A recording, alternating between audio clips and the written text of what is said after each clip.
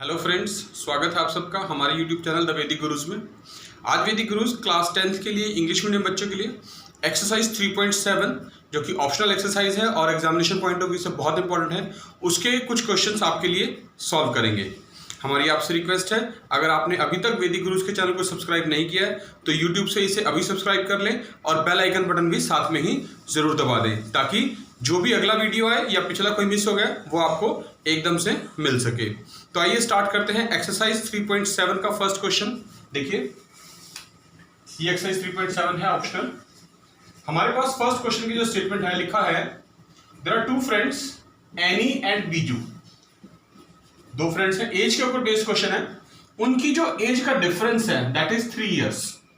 Any और बीजू दो friends हैं, उनकी एज का डिफरेंस 3 इयर्स है। उसके बाद कहा गया एनी के जो फादर है Dharam, he is twice as old as Annie. Annie के फादर की एज जो है वो एनी से डबल है। और Biju is twice as old as his sister Kathy. Biju अपनी सिस्टर से डबल है। तो हमें एजेस और एजेस ऑफ कैथी एंड धर्म, इन दोनों की एज का भी डिफरेंस गिवन है, दैट इज 30 इयर्स।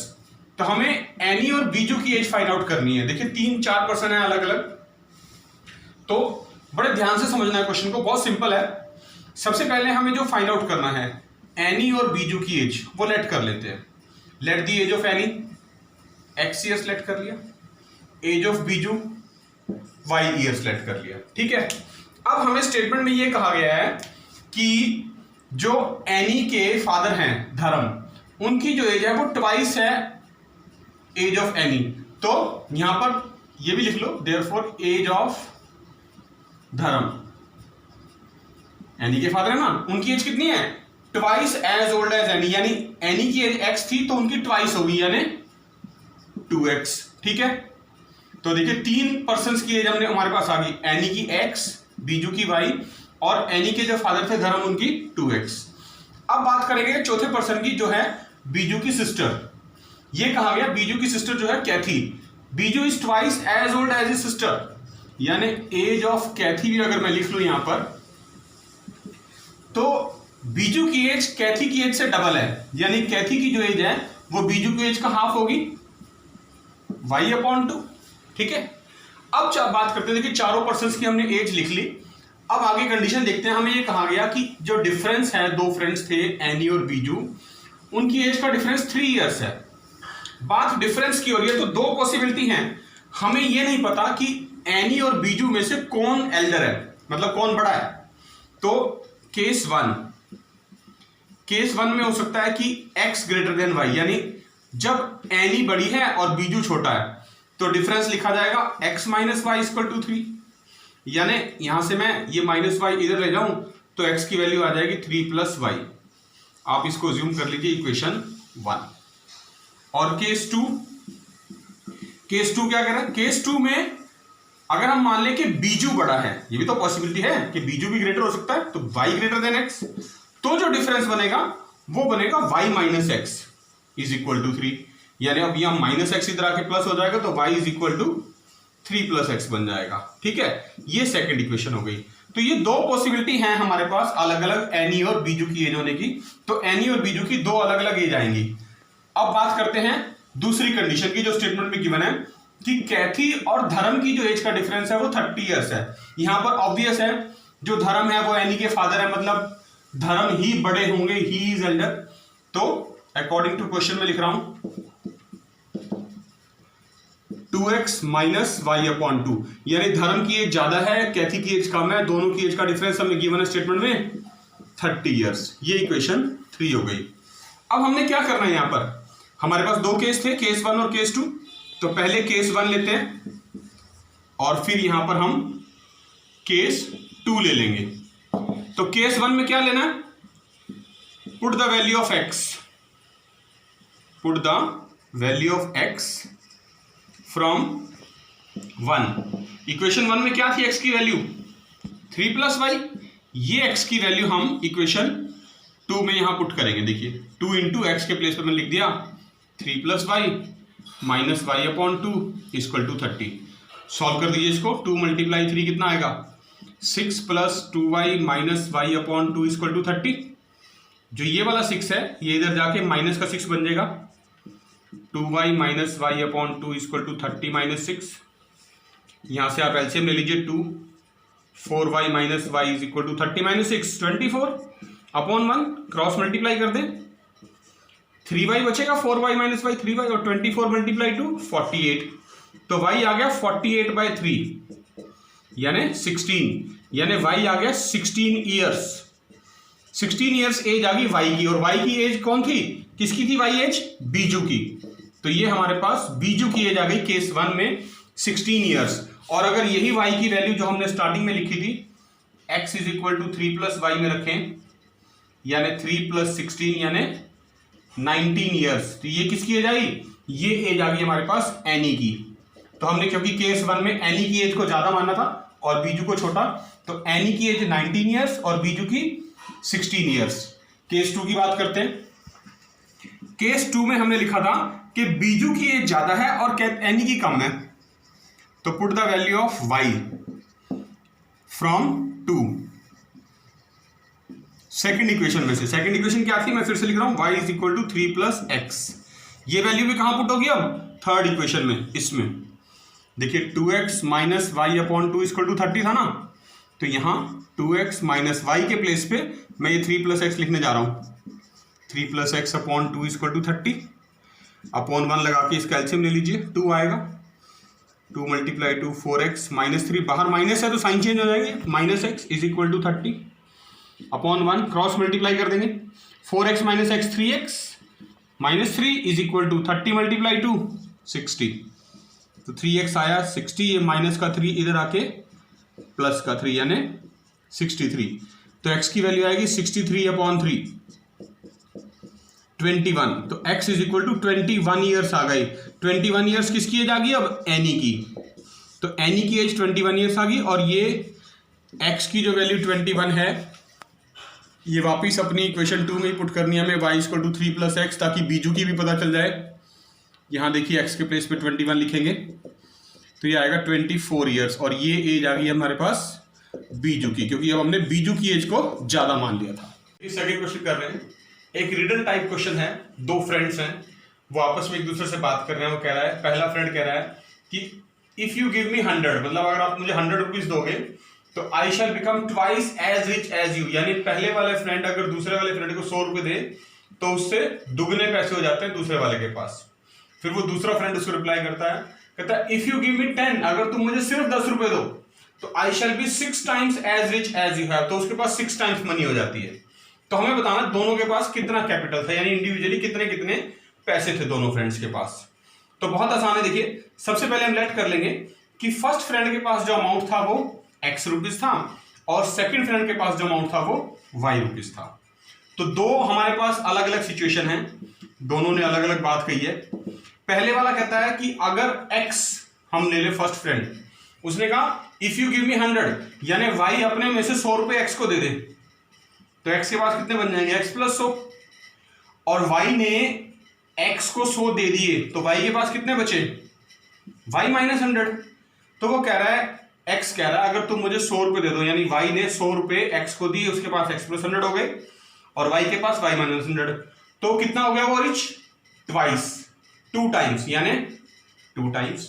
तो इसको सॉल्व कर लीजिए आप, देखिए x plus 100 is equal to 2y minus 200, bracket open कर दी, ये 2y इधर आ जाएगा, x minus 2y is equal to minus 200, ये प्लस का 100 इधर आके माइनस का 100, तो ये बन गया x minus 2y equal to minus 300। ये हमारे पास फर्स्ट इक्वेशन आ गई फर्स्ट कंडीशन से। दूसरी कंडीशन, अब दूसरा फ्रेंड कहता है, यानी अब y कह रहा है x को कि अगर तुम मुझे 10 रुपए दो, यानी अब y ने 10 रुपए ले लिए तो कितने हो गए उसके पास, y प्लस 10, और x के पास कितने रह गए, x माइनस 10। यही इस क्वेश्चन में इंपॉर्टेंट बात है, दोनों ही कंडीशन में आपने पहले जो अमाउंट ट्रांसफर हुआ है उसको ऐड और सब्ट्रैक्ट करके लिखना है। y के पास 10 रुपए आए तो प्लस कर दिए, x के पास से गए तो उसमें से माइनस हो गए। अब वो कह रहा है I shall be 6 times as rich as you. अब ये जो y प्लस 10 इसके पास आ गए तो ये इस पहले वाले x माइनस 10 से 6 टाइम्स रिच होगा, तो 6 लगा देंगे, बस इसको भी ओपन कर दीजिए आप, तो क्या बनेगा, देखिए y plus 10 is equal to 6x minus 60। अब इसको उधर ले जाइए, आप क्या करेंगे, देखिए y, ये प्लस का 6x आप इधर ले सकते हैं, बेशक कोई फर्क नहीं पड़ता इस बात से, प्लस का 10 इधर जाके -60 -10, तो ये हो गया y -6x is equal to -70। ये हमारे पास इक्वेशन नंबर 2 आ गई। अब इन दोनों इक्वेशन को सॉल्व कर लेंगे। तो देखिए मैं इक्वेशन 2 जो है यहां लिख लेता हूं, इक्वेशन 1 के नीचे एक बार इस तरह से लिखी जाएगी। पहले x वाली टर्म -6x, फिर प्लस का y वाली टर्म इज इक्वल टू -70। लिख लिया मैंने ये। अब देखिए हमारे पास दो इक्वेशन आ गई, फर्स्ट और 2। कोफिशिएंट ऑफ y कितना है यहाँ पर 1, यहाँ कितना है 2। तो एलिमिनेशन मेथड का यूज करते हुए अगर मैं इस इक्वेशन 2 को 2 से मल्टीप्लाई कर दूं तो क्या बनेगी इक्वेशन 2, -6x, सॉरी -6 को 2 से मल्टीप्लाई करेंगे तो -12x plus 2y is equal to minus का 140। और ये इक्वेशन 1 वापिस यहां लिख लेते हैं इसके नीचे फिर से, x minus 2y is equal to -300। अब देखिए आप ध्यान से, ये प्लस का 2y, ये माइनस को 2y कट गए, क्या बचा, ये जो माइनस का 12x बचा है और ये प्लस का x बचा है, तो माइनस का 11x आ गया। और ये दोनों माइनस माइनस प्लस हो जाएंगे, साइन बड़ी टर्म का लगेगा, -440 हो गया। तो देखिए माइनस से माइनस कट गया, x की वैल्यू आ गया आपके पास 440 डिवाइड बाई 11, 11 4 ज़ा 40, 11 4 ज़ा 44, 0। तो यानी x की जो वैल्यू आ गई वो 40 रुपीज़ आ गई। यानी x के पास, फर्स्ट वाले फ्रेंड के पास इनिशियली कितना अमाउंट था, 40 रुपीज़। अब आप लिख देंगे put this value of x, जो हम पहले लिखते हैं हमेशा एलिमिनेशन मेथड में, इन इक्वेशन 1। और इक्वेशन 1 फिर से लिख लेते हैं एक बार, x minus 2y is equal to -300, x के प्लेस पे x की value 40, minus 2y is equal to -300, जो प्लस का 40 इधर जाके माइनस का 40 बनेगा, -2y is equal to -300 -40, -2y is equal to -340, माइनस से minus cancel, y is equal to 340/2, ये भी कैंसिल हो जाएगा 170 पे, तो y इज इक्वल टू ₹170, यानी सेकंड फ्रेंड के पास 170 रुपीज थी। देखिए थर्ड क्वेश्चन कर रहे हैं, स्पीड और डिस्टेंस का क्वेश्चन है। एक ट्रेन है, वो एक पर्टिकुलर डिस्टेंस ट्रेवल कर रही है विद यूनिफॉर्म स्पीड, यानी दो चीजें हैं, एक तो कुछ वो डिस्टेंस ट्रेवल कर रही है पर्टिकुलर पता नहीं कितना है, और दूसरा उसकी स्पीड क्या है, यूनिफॉर्म है पर पता नहीं कितनी है। तो मतलब दो चीजें हमें लेट करनी है, एक तो डिस्टेंस और स्पीड। उसके बाद वो कह रहा है if the train would have been 10 km/h faster, यानी ट्रेन की स्पीड इंक्रीज कर दें तो ऑब्वियस टाइम कम लगेगा। तो कितना कम लगेगा, वो कह रहा है 2 आवर्स कम लगता है, जितना उसका नेचुरल टाइम है उससे 2 घंटे कम लग रहे हैं। लेकिन अगर वो कह रहा है सेकंड केस में if the train would slower, यानी स्पीड कम कर दें तो ऑब्वियस टाइम ज्यादा लगेगा स्पीड कम होने से। तो कितना ज्यादा लग रहा है, वो कह रहा है 3 आवर, जितना उसको नॉर्मल टाइम लगता है उससे 3 घंटे फालतू लगेंगे। तो बताना है distance covered by the train. तो देखिए स्पीड हमने जो यूनिफॉर्म थी वो लेट कर ली पहले, एक तो x km/h हमें पता नहीं थी क्योंकि वो, दूसरी जो चीज थी टाइम टेकन, कि कितना टाइम लग रहा है to cover the distance, y मान लेते हैं। अब फॉर्मूला क्या है, speed is equal to distance upon time. अगर आप इसको 1 लगा के यहां क्रॉस मल्टीप्लाई करें तो स्पीड मल्टीप्लाई टाइम आपको पता है डिस्टेंस आ जाता है, ठीक है। स्पीड थी x, टाइम था y, तो स्पीड मल्टीप्लाई टाइम xy, यानी जो डिस्टेंस कवर्ड है वो xy हमें निकालना है, जो चीज निकालनी है, फाइंड द डिस्टेंस कवर्ड। तो देयरफॉर यही चीज लिखनी है, distance covered is equal to speed multiply time, यानी xy। अब बात करते हैं, जो हमने ये xy डिस्टेंस लिख लिया है दोनों अलग अलग केसेस में। केस 1 क्या था कि फर्स्ट केस में हमने ट्रेन की स्पीड बढ़ानी है, फास्ट करनी है। नॉर्मल कितनी थी x, बढ़ा देंगे तो कितनी हो जाएगी x + 10 बढ़ानी है। अब जब ट्रेन की स्पीड बढ़ा दी तो टाइम कम लगेगा, पहले टाइम था y, कितना कम लग रहा है, 2 घंटे कम लग रहा है, y - 2 कम कर दिए, तो जो डिस्टेंस है वो तो बराबर ही रहेगा xy, तो वो इक्वल टू xy रहेगा। इसको सॉल्व कर देते हैं थोड़ा सा, देखिए क्या आएगा।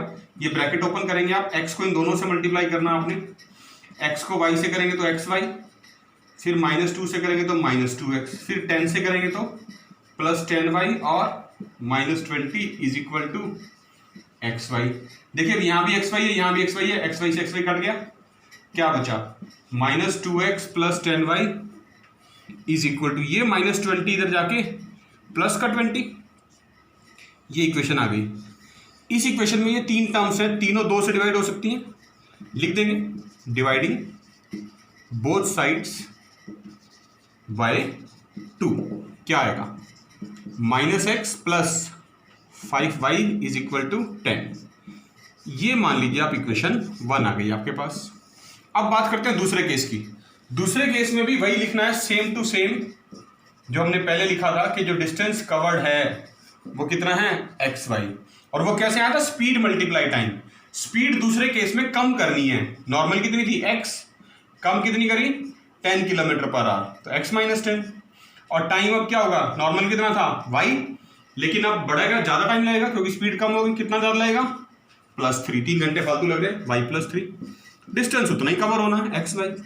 आप देखिए इसको मल्टीप्लाई कर दीजिए आप, क्या आएगा xy + 3x और फिर -10 से इन दोनों को करेंगे तो -10y -30 is equal to xy। फिर से देखिए xy से xy कट गया, क्या बचेगा 3x - 10y is equal to ये -30 इधर जाके प्लस का 30। ये आपके पास आ गई इक्वेशन नंबर 2। अब हमने एलिमिनेशन मेथड लगाना है और इक्वेशन 1 और 2 को सॉल्व कर देना है। तो इक्वेशन 1 देखिए, मैं इसके नीचे लिख लेता हूं, -x + 5y is equal to 10। ये इक्वेशन 1 थी हमारे पास। अब बात करें कोफिशिएंट ऑफ x की, यहां कितना है 3, यहां कितना है 1, तो इक्वेशन 1 को 3 से मल्टीप्लाई कर लेते हैं, क्या आएगा -3x + 15y is equal to 30। और ये वाली इक्वेशन 2 फिर से लिख लो यहां पर दोबारा एक बार, 3x - 10y is equal to 30। अब देखिए अपोजिट साइन है, +3x - 3x कट सकते हैं, ऐड करते ही कट जाएंगे। 15 - 10 5y is equal to, add कर रहे थे 30 + 30 कितना हो जाएगा 60। तो देखिए यहां से y की वैल्यू आ जाएगी 60/5 12, यानी y is equal to 12 hours. तो डिस्टेंस तो पता चल गया जी, 12 घंटे लग रहे हैं। y की वैल्यू पुट कर दीजिए, put this value of y in 1। First equation में पुट करेंगे। फर्स्ट इक्वेशन क्या थी, -x + 5y is equal to 10, -x + 5 y के प्लेस पे 12 is equal to 10, -x + 12 × 5 60 is equal to 10। क्या बना, -x is equal to 10 - 60, -x is equal to -50, minus से minus cancel, x कितना आया 50, और 50 क्या था x speed 50 kilometre per hour. लेकिन हमें क्या कैलकुलेट करना था, हमें तो डिस्टेंस कैलकुलेट करना था, और वो क्या था स्पीड मल्टीप्लाई टाइम, यानी कि xy। और x की वैल्यू थी 50 आई हमारे पास, और y टाइम लगा था 12 आवर्स, 12 घंटे।